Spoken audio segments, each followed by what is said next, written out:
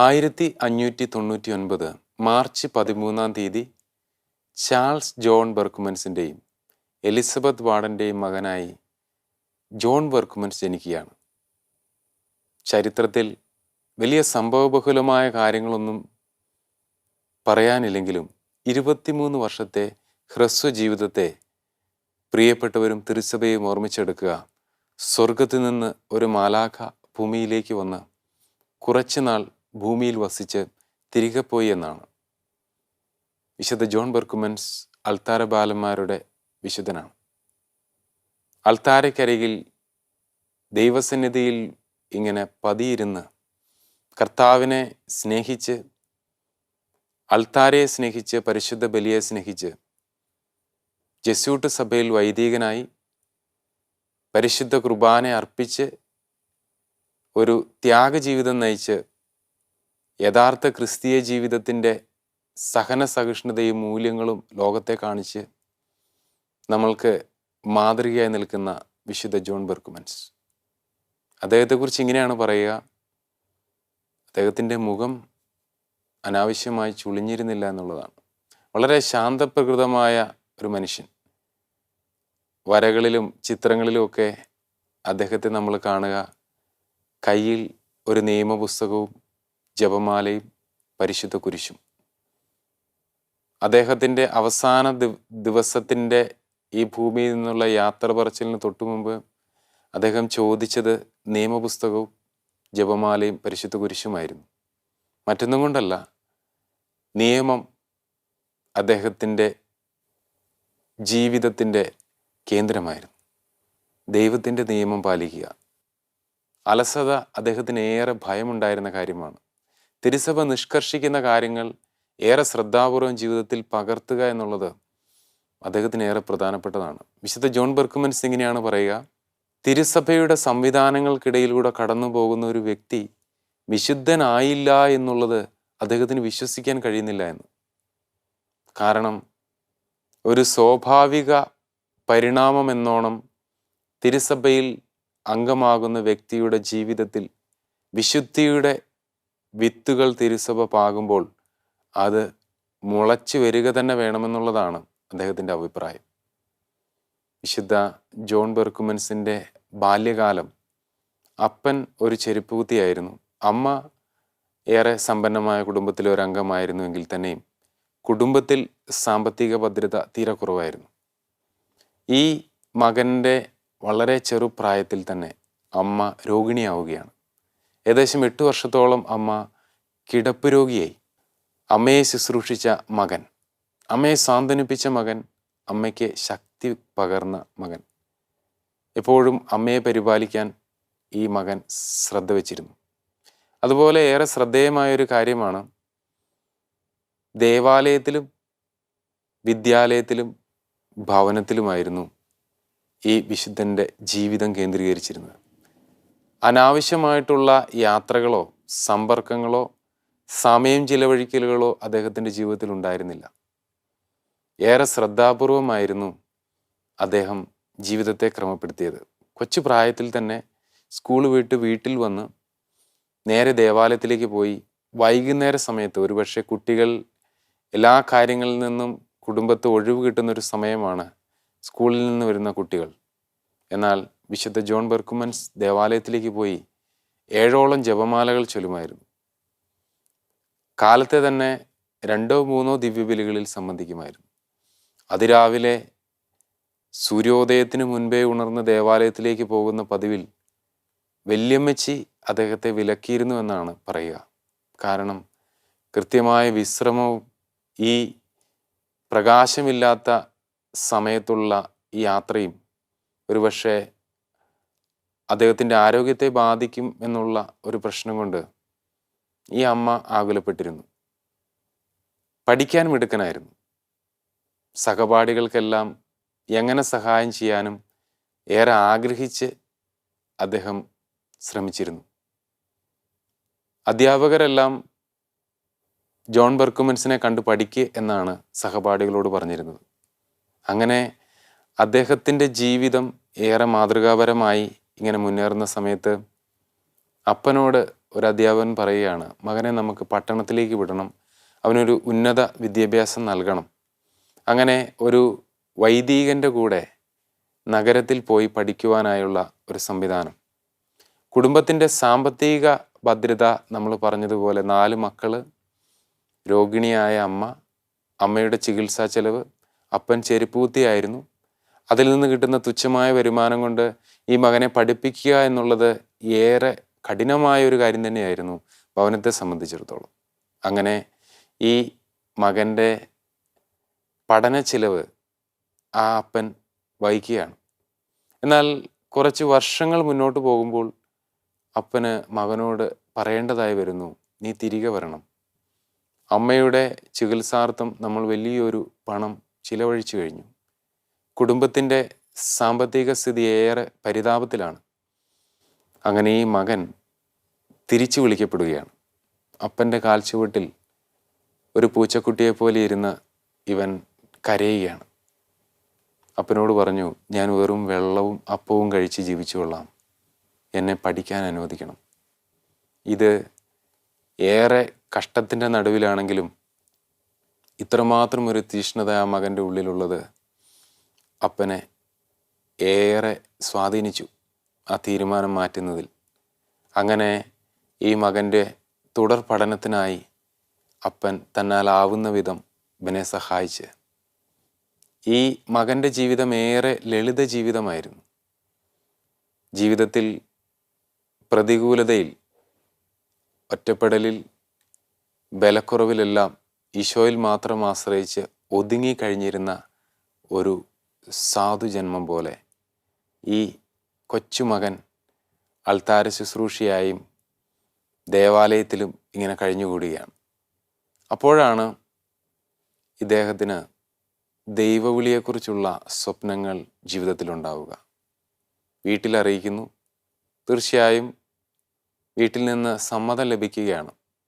എന്നാൽ അപ്പൻ്റെ ആഗ്രഹം ഒരു ഇടവക വൈദികനായി മകനെ കാണണമെന്നുള്ളതാണ്. ഈ മകനാകട്ടെ ഈശോ സഭയിൽ ചേർന്ന് അച്ഛനാവണമെന്നും അത് ഒരു ദൈവിക ഇടപെടലായിട്ടാണ് ഈ മകൻ കരുതുക. അങ്ങനെ കുടുംബത്തിൽ നിന്ന് വലിയൊരു സമ്മർദ്ദം ഇടവക വൈദികനാകുവാനായി ഈ മകൻ്റെ മേൽ വരിക. അപ്പോൾ ഈ മകൻ മാതാപിതാക്കൾക്ക് എഴുതുന്ന ഒരു കത്ത് ഏറെ ശ്രദ്ധേയമാണ്. ഞാൻ നിങ്ങളെ അനുസരിച്ചാൽ ഈശോയെ ധിക്കരിക്കുകയല്ലേ ചെയ്യുന്നത് എന്നുള്ള ചോദ്യം. അവൻ്റെ ഏറെ ആഴത്തിലുള്ള ചില അവബോധങ്ങളും നിലപാടുകളും മാതാപിതാക്കളെ അവൻ്റെ ഇഷ്ടത്തിന് വിടുവാനുള്ള പ്രേരണയായി മാറി. അങ്ങനെ ഈ മകൻ ജെസ്യൂട്ട് സഭയിൽ പ്രവേശിക്കുകയാണ്. ജെസ്യൂട്ട് സഭയിൽ പ്രവേശിച്ച് ഏതാനും മാസങ്ങൾ, ആദ്യത്തെ 2-3 മാസങ്ങളിൽ തന്നെ അനേക വർഷത്തെ ജീവിത അനുഭവമുള്ള ഒരു വൈദികനെ പോലെ പെട്ടെന്ന് തന്നെ ഈ ചെറുപ്പക്കാരനായ സെമിനാരിക്കാരൻ വലിയ ആത്മീയ ജീവിതത്തിലേക്ക് പ്രവേശിക്കുകയാണ്. ആഴമേറിയ ഒരു ആത്മീയ ജീവിതത്തിലേക്ക്. ഇത് ചുറ്റും നിന്നവരെയെല്ലാം വല്ലാതെ അത്ഭുതപ്പെടുത്തി. കൂടെ ഉണ്ടായിരുന്ന സെമിനാരിക്കാരെ ഓരോ കാര്യങ്ങൾ പറഞ്ഞ് ആത്മീയ ജീവിതത്തിൻ്റെ വഴികൾ പറഞ്ഞു കൊടുത്ത് വല്ലാതെ ഈ ചെറിയ മകൻ പ്രചോദിപ്പിക്കുകയാണ്. എല്ലാവർക്കും നിശ്ചയമായി ഈ ആത്മീയ ആഴത്തെക്കുറിച്ച് എന്തു തന്നെയാണെങ്കിലും 23-ാമത്തെ വയസ്സിലുള്ള ഈ ഭൂമിയിൽ നിന്നുള്ള യാത്ര, അതുകൊണ്ട് തന്നെ ആവണം ഒരുപക്ഷെ ദൈവം സ്വപ്നം കണ്ട കാര്യങ്ങൾ ഏറെ വേഗം ജീവിതത്തിൽ സാക്ഷാത്കരിക്കാൻ ആത്മാവ് വെമ്പിയിരുന്നു എന്നുള്ളതുപോലെ ഓരോ കാര്യങ്ങളിൽ ഈ മകൻ ഏർപ്പെട്ടത്. ഏതെങ്കിലും കാര്യത്തിൽ ഒരു തീഷ്ണത കുറവോ ഏതെങ്കിലും കാര്യത്തിൽ ഒരു അലംഭാവമോ ഉണ്ടായിരുന്നില്ല എന്നുള്ളതാണ്. ഏതെങ്കിലും വില കുറഞ്ഞ വാക്കുകളോ അനാവശ്യ പ്രതികരണങ്ങളോ പ്രതികാരങ്ങളോ ആ ജീവിതത്തിൽ ഉണ്ടായിരുന്നില്ല എന്നുള്ളതാണ്. ഒരിക്കൽ പോലും ആ മുഖം അസ്വസ്ഥമായിരുന്നില്ല എന്നുള്ളതാണ്. അദ്ദേഹത്തിൻ്റെ മുറിയിൽ നിന്ന് കണ്ടെടുക്കുന്നത് ഏറെ പ്രായശ്ചിത്ത പ്രവൃത്തികളിലൂടെ ഈ ചെറുപ്പക്കാരൻ കടന്നുപോയി എന്നുള്ളതിൻ്റെ ചില തെളിവുകളാണ്. ശരീരത്തെ വലിയ മുറിവുകൾ ഏറ്റെടുക്കുകയും അത് തുടച്ചു മാറ്റുവാനായി ഉപയോഗിച്ച രക്തത്തുള്ളികൾ തുടച്ചു മാറ്റുവാൻ ഉപയോഗിച്ച തുണികളുമൊക്കെ പിന്നീട് മുറിയിൽ നിന്ന് കണ്ടെടുക്കപ്പെടുകയാണ്. അങ്ങനെ ജീവിതം മുന്നോട്ട് പോകുന്നതിനിടയിൽ സെമിനാരിയിൽ ചേർന്ന് ഏതാനും മാസങ്ങൾക്കുള്ളിൽ തന്നെ അമ്മ മരിക്കുകയാണ്. അമ്മയുടെ മരണം ഈ കൊച്ചുമകനെ സന്തോഷത്തിലേക്കാണ് നയിച്ചത്. ജോൺ ബെർക്കുമൻസ് സ്വർഗത്തിലുള്ള അമ്മയെക്കുറിച്ച് ഓർത്ത് സന്തോഷിച്ചു. തനിക്കായി പ്രാർത്ഥിക്കാനും സ്നേഹിക്കാനും സ്വർഗത്തിലൊരാളുണ്ട് എന്നുള്ളത് ഈ മകനെ സന്തോഷിപ്പിച്ചു. അപ്പൻ അമ്മയുടെ മരണം വലിയ വിശ്വാസത്തിൽ ആഴപ്പെടുന്നതിന് കാരണമാക്കി മാറ്റി. അങ്ങനെ കുടുംബം മുഴുവനും വലിയൊരു ദൈവാശ്രയത്തിലേക്ക് കടന്നു വരുന്നതിന് അവരുടെ പ്രതികൂലത കാരണമായി തീർന്നു. അങ്ങനെ അപ്പനും തീരുമാനമെടുക്കുകയാണ്, ഇനി ഒരു സെമിനാരിയിൽ ചേരണമെന്നും വൈദികനാകണമെന്നും. ഇളയ 2 സഹോദരങ്ങളും ഇതുപോലെ തന്നെ സെമിനാരിയിൽ ചേരാൻ തീരുമാനിക്കുന്നു. അങ്ങനെ ഇളയ 2 സഹോദരങ്ങളിലെ ജെസ്യൂട്ട് സഭയിലും അപ്പനും ജെസ്യൂട്ട് സഭയിൽ ചേർന്ന് എല്ലാവരും വൈദികരായി. അപ്പൻ വൈദികനായത് ഈ മകന് കാണാൻ പറ്റി. ഇതൊക്കെ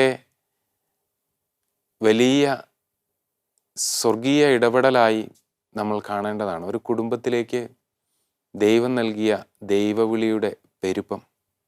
അങ്ങനെ ഈ യുവ വൈദികൻ പഠനകാര്യങ്ങളിൽ ഏറെ ശ്രദ്ധയോടുകൂടി തുടർ പഠനങ്ങൾക്കായി ഫിലോസഫിയൊക്കെ പഠിക്കുന്നതിനായി മുന്നോട്ട് പോവുകയാണ്. പഠനം തുടർന്നുകൊണ്ട് പോകുന്നു. അതിനിടയിലാണ് അദ്ദേഹത്തിൻ്റെ ജീവിതത്തിൽ ഏറെ അവിചാരിതമായി വലിയ അസുഖം വന്നു ചേരുക, ജ്വരം വന്നു ചേരുക. അദ്ദേഹത്തിൻ്റെ എളിമ ഏറെ പ്രശംസനീയമായിരുന്നു. അസുഖം ബാധിക്കുമ്പോൾ അദ്ദേഹം തറയിൽ കിടക്കണമെന്ന് ആവശ്യപ്പെടുകയാണ്. അതുപോലെ തന്നെ പരിപരുത്ത വസ്ത്രങ്ങളായിരുന്നു ഉപയോഗിച്ചിരുന്നത്. ജീവിതത്തിൽ ഒരിക്കലും ഒരു സുഖജീവിതം അദ്ദേഹം അഭിലഷിച്ചിരുന്നില്ല എന്നുള്ളതാണ് വിശുദ്ധിയുടെ പരിമളം പരത്തിയ ജോൺ ബെർക്കുമൻസിൻ്റെ ജീവിതത്തിൽ നിന്ന് നമ്മൾ മനസ്സിലാക്കുക. പരിശുദ്ധ അമ്മയോടുള്ള ഭക്തി അദ്ദേഹത്തെ ഈ പ്രതികൂലതയുടെ സമയങ്ങളിൽ ഏറെ ബലപ്പെടുത്തി.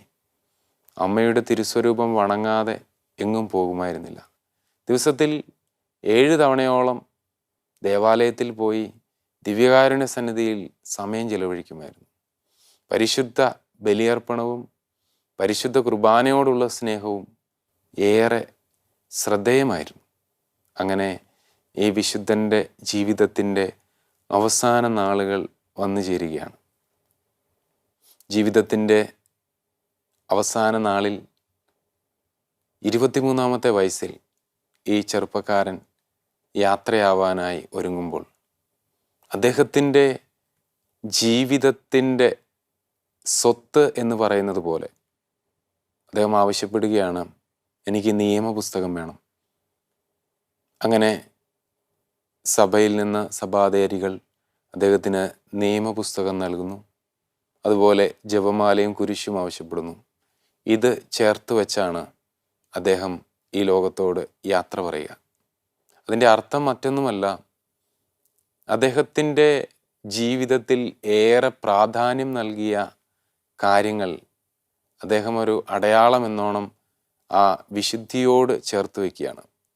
വിശുദ്ധൻ തൻ്റെ വിശുദ്ധിയുടെ കാരണങ്ങളായി ഒരുപക്ഷെ ലോകത്തെ പിൽക്കാലത്ത് പഠിപ്പിക്കാൻ ആഗ്രഹിച്ചു എന്നുള്ളത് കൊണ്ടാകാം ഈ കുരിശ്, ജപമാല, സഭയുടെ നിയമസംഹിതകൾ എല്ലാം ചേർത്ത് വെച്ച് അദ്ദേഹം ഈ ഭൂമിയിൽ നിന്ന് യാത്രയാവുക. അദ്ദേഹത്തിൻ്റെ മരണം സംഭവബഹുലമായിരുന്നു. ജീവിത കാലഘട്ടത്തിൽ ഏറെ നിശബ്ദമായി, ഒരുപക്ഷെ ആരെങ്കിലും എന്തെങ്കിലും ചോദ്യം ചോദിച്ചാൽ പോലും മറുപടി പറയുമായിരുന്നില്ല. ഒരല്പം സമയം ഉള്ളിൽ മനനം ചെയ്ത് യഥാർത്ഥ വാക്കുകൾ ചിട്ടപ്പെടുത്തി കൃത്യമായി അത് മറ്റൊരാളിലേക്ക് എത്തിക്കാനായി അല്പം സമയമെടുത്തിരുന്നു. പിഴവുകൾ വരാതെ നാവിനെ അദ്ദേഹം കർശനമായി നിയന്ത്രിച്ചിരുന്നു. അതുകൊണ്ട് തന്നെ ആ പുണ്യാത്മാവിൻ്റെ വാക്കുകളാൽ മുറിവേറ്റവർ അസാധ്യമാണ്. അങ്ങനെ അദ്ദേഹം ജീവിച്ച് അവസാനത്തെ നാളിൽ മൃതശരീരം ശവമഞ്ചത്തിൽ കിടത്തുമ്പോഴാണ് വലിയ സംഭവബഹുലമായ കാര്യങ്ങൾ ആരംഭിക്കുക. ഒരു കണ്ണ് കാണാത്ത സ്ത്രീ ശവമഞ്ചത്തിനരികിൽ വന്ന് വിശുദ്ധ ജോൺ ബെർക്കുമൻസിൻ്റെ മൃതപ്പെട്ട ശരീരത്തിൻ്റെ വിരല് കണ്ണിലെടുത്ത് വെച്ച് പ്രാർത്ഥിച്ചു. ആ തൽക്ഷണം തന്നെ അന്ധയായ സ്ത്രീക്ക് കാഴ്ച തിരികെ കിട്ടുകയാണ്. അങ്ങനെ അനവധി അത്ഭുതങ്ങൾ ഈ വിശുദ്ധൻ്റെ കുഴിമാടത്തിൽ സംഭവിക്കുകയാണ്. തിരുസഭ അദ്ദേഹത്തെ അൾത്താരബാലന്മാരുടെ വിശുദ്ധനായി പ്രഖ്യാപിക്കുന്നതിൻ്റെ പിന്നിൽ ജസ്യൂട്ട് സഭയിൽ നിന്ന് ചെന്ന ഒരാവശ്യമായിരുന്നു അൾത്താരബാലന്മാരുടെ ഒരു സൊഡാലിറ്റി വിശുദ്ധ ജോൺ ബെർക്കുമൻസിൻ്റെ നാമത്തിൽ തിരുസഭയിൽ ആരംഭിക്കണമെന്ന്. കാരണം അൾത്താരയായിരുന്നു ഈ ബാലൻ്റെ എല്ലാ സങ്കേതവും സന്തോഷവും ജീവനും ശ്വാസവും നിശ്വാസവുമെല്ലാം. അൾത്താരയെ ഏറെ സ്നേഹിച്ചിരുന്നു. ദിവ്യകാരുണ്യനാഥനോട് ചേർന്നിരിക്കുക എന്നുള്ളതായിരുന്നു ഈ വിശുദ്ധൻ്റെ ജീവിതത്തിൻ്റെ ഏറ്റവും വലിയ ആനന്ദവും ലഹരിയും സന്തോഷം നൽകുന്ന ഒരേ ഒരു കാര്യവും. അതുകൊണ്ട് തന്നെ സമയം അദ്ദേഹത്തിന് നഷ്ടപ്പെടുത്താനില്ലായിരുന്നു. ഹ്രസ്വ ജീവിതം കൊണ്ട് ഈശോയെ ഏറ്റവും കൂടുതൽ സ്നേഹിക്കണമെന്ന് ആ ആത്മാവ് ഉള്ളിലിരുന്ന് ആഗ്രഹിച്ചതുകൊണ്ട് ജീവിതം മുഴുവൻ അദ്ദേഹം അങ്ങനെ ക്രമപ്പെടുത്തി. 1621 ആഗസ്റ്റ് 13 വിശുദ്ധ ജോൺ ബെർക്കുമൻസ് ഈ ഭൂമിയിൽ നിന്ന് തൻ്റെ ശരീരത്തിൽ നിന്ന് വേർവിടുക. തൻ്റെ ദിവ്യനാഥനെ കാണാനായി സ്വർഗത്തിലേക്കുള്ള യാത്ര നടത്തുക. വിശുദ്ധ ജോൺ ബെർക്കുമൻസിൻ്റെ ജീവിതത്തിലെ ഏറെ പ്രധാനപ്പെട്ട ഒരു സ്വഭാവ സവിശേഷതയായിരുന്നു ആരെങ്കിലും അദ്ദേഹത്തിനൊരു തിരുത്തൽ നൽകുമ്പോൾ ഏറെ സ്നേഹത്തോടു കൂടി അത് സ്വീകരിക്കുകയും നന്ദി പറയുകയും ചെയ്യുമായിരുന്നു എന്നുള്ളത്. എളിമയോടുകൂടി ജീവിച്ചിരുന്നു എന്നുള്ളത് അദ്ദേഹത്തിൻ്റെ ഒരു ജീവിതചര്യയായിരുന്നു. ഈ പരുപരുത്ത വസ്ത്രങ്ങൾ ധരിച്ച് തണുപ്പ് കാലത്ത് തറയിലായിരുന്നു കഴിഞ്ഞുകൂടിയിരുന്നത്. ഈ ചെറുപ്രായത്തിൽ പരിത്യാഗ ജീവിതത്തോടുണ്ടായിരുന്ന ഒരു ആഭിമുഖ്യം ഏറെ ശ്രദ്ധേയമാണ്.